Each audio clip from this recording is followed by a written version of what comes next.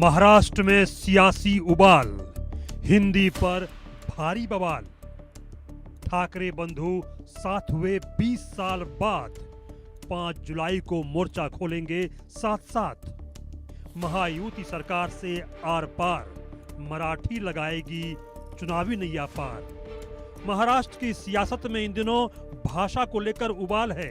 राज्य सरकार के उस आदेश के बाद राजनीतिक घमासान मच चुका है। इसमें कक्षा 1 से 5 तक के स्कूलों में हिंदी को तीसरी भाषा के रूप में अनिवार्य किया गया है। इस त्रिभाषा फार्मूले के खिलाफ एमएनएस प्रमुख राज ठाकरे और शिवसेना यूबीटी प्रमुख उद्धव ठाकरे ने एक साथ मोर्चा खोल दिया है।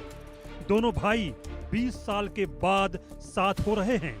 इससे पहले राज्य के शिक्षा मंत्री दादा भूसे के साथ बैठक असफल होने के बाद राज ठाकरे ने इस फैसले के खिलाफ एक बड़े जन आंदोलन का ऐलान कर दिया। उन्होंने 5 जुलाई को गिरगांव चौपाटी से विशाल मार्च निकालने की घोषणा कर दी और इस मुद्दे पर उन्हें अपने चचेरे भाई उद्धव ठाकरे का भी पूरा समर्थन मिल गया है। राज ठाकरे ने ये भी कहा है कि वे देखना चाहते हैं कि कौन कौन लोग मार्च में शामिल होते हैं और कौन नहीं। जो नहीं आएंगे उनको भी वो ध्यान में रखेंगे। इधर उद्धव ठाकरे ने सारे मतभेद भुलाकर राज ठाकरे के आंदोलन को पूरा समर्थन देने का फैसला किया है।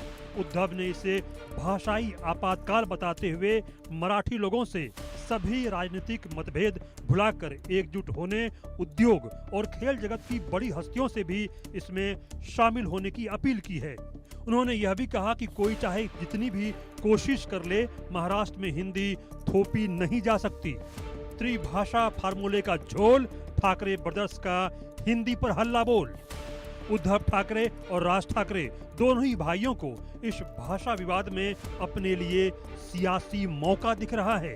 राज ठाकरे की सियासत का आधार ही मराठी भाषा को लेकर आक्रामक रुख रहा है। मराठी गैर मराठी मुद्दे की बुनियाद पर एमएनएस की सियासी नींव मजबूत करने वाले राज ठाकरे की पार्टी हालिया महाराष्ट्र चुनाव में शून्य पर सिमट गई थी। इसके पीछे जानकारों ने मराठी गैर मराठी के मुद्दे का कमजोर पड़ना भी प्रमुख वजह बताया। अब राज ठाकरे को त्रिभाषा मामले को मराठी अस्मिता से जोड़कर अपनी पार्टी को फिर से प्रासंगिक बनाने का मौका दिख रहा है। वहीं उद्धव ठाकरे की अगुवाई वाली शिवसेना यूबीटी महाराष्ट्र विधानसभा चुनाव में लोकसभा चुनाव जैसा प्रदर्शन नहीं दोहरा सकी थी। इसके पीछे मराठी वोटों का बिखराव भी प्रमुख वजह बताया गया। मराठा आरक्षण आंदोलन के साए में हुए लोकसभा चुनाव में मराठा मतदाताओं ने महाविकास आघाड़ी के पक्ष में मतदान किया था, लेकिन विधानसभा चुनाव में उद्धव ठाकरे और शरद पवार की जोड़ी पर एकनाथ शिंदे, देवेंद्र फडणवीस और अजित पवार की तिकड़ी भारी पड़ गई।